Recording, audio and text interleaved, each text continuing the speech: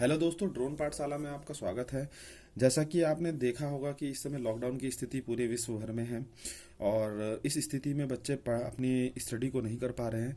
तो online study बहुत अच्छा ही और बहुत ही बेनिफिट ऑप्शन है स्टडी करने का।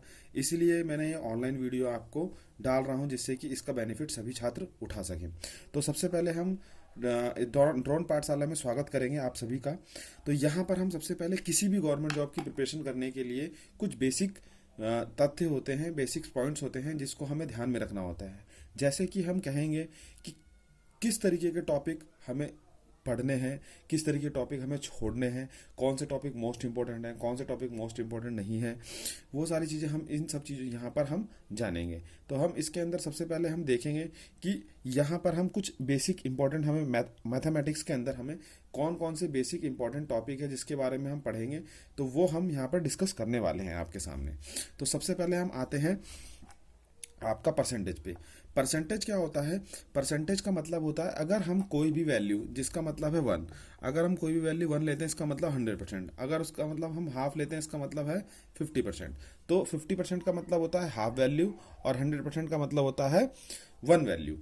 तो ये हम परसेंटेज के बारे में डील करेंगे। इसमें बहुत तरीके के आपके टाइप्स वाइज क्वेश्चन बनते हैं, लाइक दैट ए ने बी को सैलरी दी, ए की सैलरी बी की सैलरी से 20% अधिक है, बी की सैलरी ए की सैलरी से कितने प्रतिशत कम होगी। इस तरीके के कुछ टाइप के क्वेश्चन बनते हैं।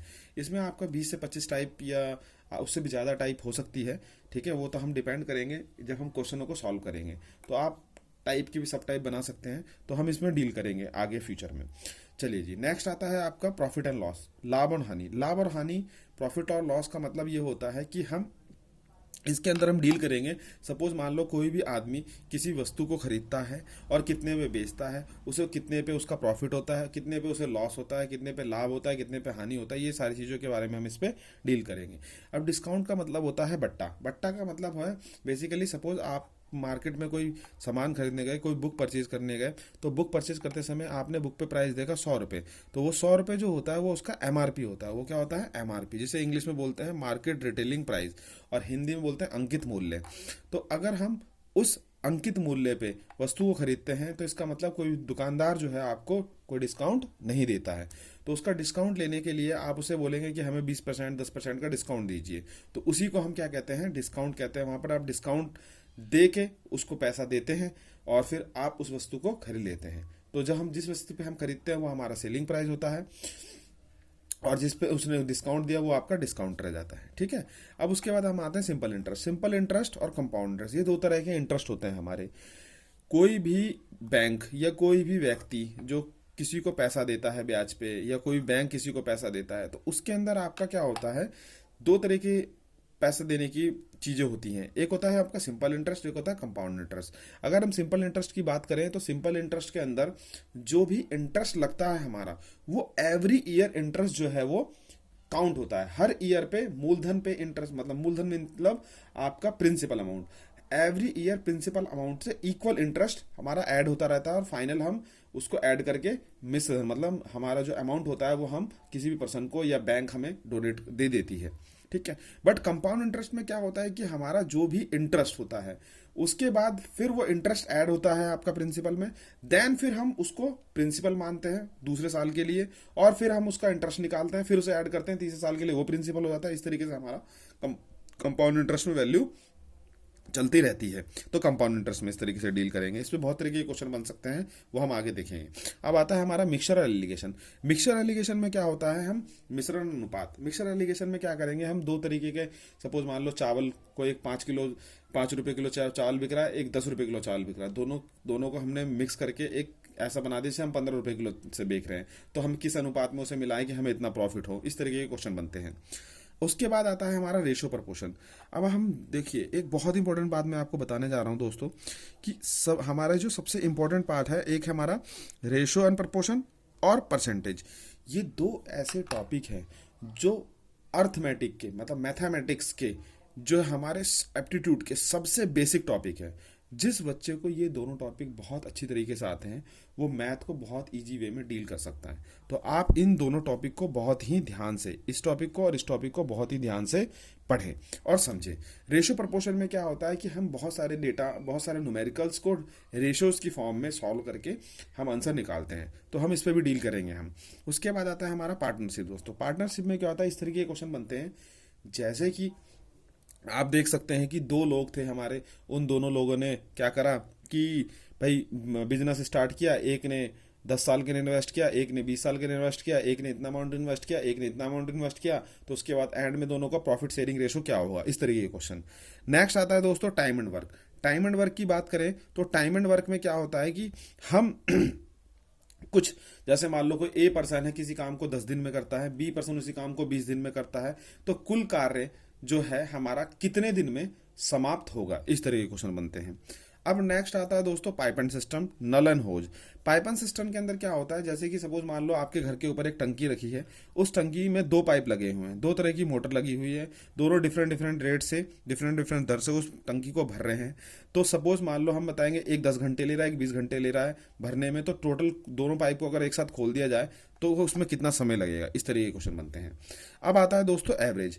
एवरेज औसत, औसत का मतलब ये होता है, औसत का बेसिक मीनिंग ये होता है एवरेज का कि कोई भी हमारी डेटा, कोई भी वैल्यूज, कोई भी क्वांटिटी अगर हम कितने भी जो पर्सन है उसमें इक्वली डिस्ट्रीब्यूट कर दें तो हमारा क्या कहलाता है, डेटा कहलाता है। क्या कहलाता है, डेटा, मतलब एवरेज कहलाता है। ठीक है। अब आता है हमारा time and distance.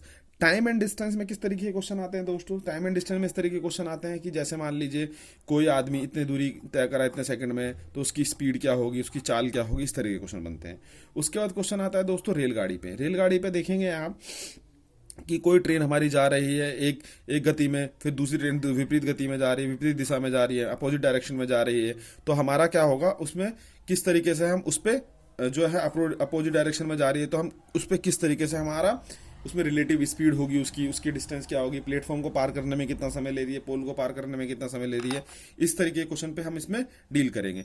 Boat and stream में same ways boat and stream में भी डील करेंगे। एक नाव धारा के साथ जाती है, धारा के विपरीत, मतलब कि स्ट्रीम के पैरेलल जाती है, स्ट्रीम के अगेंस्ट जाती है तो उसकी क्या स्पीड है और स्ट्रीम की क्या स्पीड है, इस तरीके से हम क्वेश्चनों को डील करेंगे। एज की प्रॉब्लम, एज की प्रॉब्लम पे क्वेश्चन पे आता है, जैसे कि मान लो दोस्तों हम देखते हैं कि एज प्रॉब्लम की बात करें, ये एज प्रॉब्लम की बात करें तो एज प्रॉब्लम पे हमारा क्वेश्चन आता है कि भाई क्या कहते हैं, कोई आदमी है, उसकी आयु उसके बेटे की आयु की 10 गुना है और उसके बेटे की आयु 10 गुना है, तो उसकी आयु उसके बेटे के 10 साल बाद इतने गुना हो जाएगी, तो उसकी आयु बताओ, इस तरीके के क्वेश्चन इसमें पूछा जाएगा दोस्तों। ठीक है। तो अगर हम नेक्स्ट पे डील करें, देखते हैं। नेक्स्ट है दोस्तों नंबर सिस्टम। नंबर सिस्टम, संख्या पद्धति। नंबर सिस्टम में हम डील करेंगे डिफरेंट टाइप्स ऑफ के नंबर पे बात करेंगे, जैसे कि हमारा क्या होता है, इरेशनल नंबर कौन सा होता है, रैशनल नंबर कौन से होते हैं, प्राइम नंबर कौन से होते हैं, नेचुरल नंबर कौन से होते हैं, इन पे बात करेंगे। नेक्स्ट आता है दोस्तों power indices and surds. Power indices surds में बात करेंगे कि कोई भी हमारा पावर है x square into x square, तो क्या होगा हमारा एक्स, मतलब जो मल्टीप्लाई में पावर्स क्या हो जाती हैं, ऐड हो जाएंगी, क्या हो जाएगा, तो इन सब चीज़ों पे हम बात करेंगे। नेक्स्ट आता है दोस्तों सिंप्लीफिकेशन। सिंप्लीफिकेशन में क्या करेंगे दोस्तों, हम बोर्ड मास के रूल पे डिफरेंट डेटास को हम सॉल्व करेंगे। अब आता है हमारा एचसीएफ और एलसीएम। एचसीएफ एलसीएम एक बहुत ही बेसिक टॉपिक है जिसको मैं डिटेल में आपको बाद में एक्सप्लेन करूंगा। अब आता है टिग्नोमेट्री। टिग्नोमेट्री में क्या होता है दोस्तों, 10th क्लास में आपने पढ़ा होगा टिग्नोमेट्री का सेक्शन, जिसके अंदर हमारा sine theta, tan theta, cos theta function पे डील करते हैं। तो टिग्नोमेट्री में इनकी वैल्यूज और इनके पे फॉर्मूलेज, इनके सब चीज़ पे हम क्वेश्चनों को सॉल्व करते हैं। हाइट एंड डिस्टेंस इसकी एप्लीकेशन है। टिग्नोमेट्री की जो एप्लीकेशन है वो हाइट एंड डिस्टेंस है। इसमें ऐसे डील करेंगे आप कि एक पुल है, वहाँ पे एक बच्चा नीचे नीचे सड़क को देख रहा है, वो इतने का एंगल बनाता है, तो सड़क से पुल की दूरी याद करो या पुल कितनी हाइट पे है, इस तरीके से क्वेश्चन पूछे जाएंगे। ज्योमेट्री में बेटा क्वेश्चन पूछे जाएंगे आपके सर्कल पे, ट्राइंगल्स पे, इनके बेसिस पे बहुत डीप में हम इस पे स्टडी करेंगे, केस स्टडी करेंगे। अब आता है बेटा मैंसुरेशन। मैंसुरेशन पे बात करेंगे। हमारा मैंसुरेशन के अंदर बहुत तरीके के हमारे क्वेश्चन बनते हैं, लाइक हमारा बेलन, जो सिलेंडर है, बेलन को इंग्लिश में बोलते हैं सिलेंडर। बेलन का मतलब सिलेंडर का वॉल्यूम क्या होगा और आपका कोन का वॉल्यूम क्या होगा, क्यूबोर्ड का वॉल्यूम क्या होगा। बेसिकली मैंसुरेशन के अंदर 2 चीज़ें होती हैं, एक होता है हमारा 2D, एक होता है 3D। 2D का मतलब 2 डायमेंशनल ज्योमेट्री और 3D का मतलब 3 डायमेंशन ज्योमेट्री। तो इनके ऊपर हम इस पे डील करेंगे। अब आता है कोऑर्डिनेट ज्योमेट्री। कोऑर्डिनेट ज्योमेट्री का मतलब होता है बेसिकली बेटा, दो पॉइंट्स हैं हमारे, उनके कोऑर्डिनेट है, उनके बीच में डिस्टेंस कितनी होगी। अगर ये हमारा कोलिनियर है तो उनकी कोलिनियर है तो उसके पॉइंट्स कैसे हम प्रूफ करेंगे कि कोलिनियर है, ये सारी चीज़ों को हम इसमें डील करेंगे। अलजेब्रा का मतलब होता है बेटा बीजगणित। अलजेब्रा एक बहुत ही ब्रॉड टॉपिक है जिसके बारे में हम आगे फ्यूचर में डील करेंगे। इसमें क्या होता है बेटा, हम बेसिकली फॉर्मूलोज पे क्वेश्चनों को सॉल्व करेंगे कि जैसे a square plus b square plus 2ab plus a plus b का होल स्क्वायर, इनके ऊपर न्यूमेरिकल सॉल्व करेंगे हम इसके अंदर, अलजेब्रा के अंदर।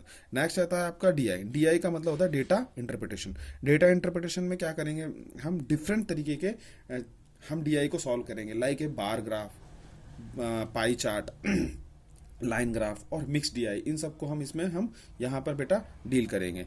ठीक है, तो अब ये सारे जो टॉपिक हैं, ये जो 6 टॉपिक हैं, 1 2 3 4 5 6, ये 6 जो टॉपिक हैं ये आपके एडवांस के टॉपिक होते हैं, जो एसएससी के अंदर मेंस में आपके 10 से 15 नंबर के हर एक टॉपिक से क्वेश्चंस आते हैं। तो इसको हम तो ब्रॉड में पढ़ेंगे, बाकी और टॉपिक को थोड़ा हम ब्रीफली स्टडी करके, केस स्टडी करके आगे बढ़ेंगे दोस्तों। तो होप सो, मेरे को लगता है कि दोस्तों अगर आप हमारे साथ आगे फॉलोअप करेंगे, हमारे चैनल को लाइक एंड सब्सक्राइब करेंगे, तो आगे मेरे को लगता है कि ऐसा अगर आप हमारे चैनल, तो जैसे ही हमारी मंजिल आगे, हम जिस मंजिल को पाना चाहते हैं, एक सरकारी नौकरी पाना चाहते हैं, उस नौकरी पे डेफिनेटली हम उस पर सक्सेस पाएंगे। आपकी बस हमें साथ चाहिए दोस्तों, आपका एक शेयर, लाइक और सब्सक्राइब चाहिए। आपको अगर क्लास पसंद आती है तो थंब का इम्प्रेशन करें, अगर क्लास पसंद नहीं आती तो थंब का नीचे इम्प्रेशन करें और आगे क्लास को हमारे को सपोर्ट करें। डेफिनेटली दोस्तों आप अपनी लाइफ में आगे सक्सेसफुल बनेंगे। थैंक यू दोस्तों।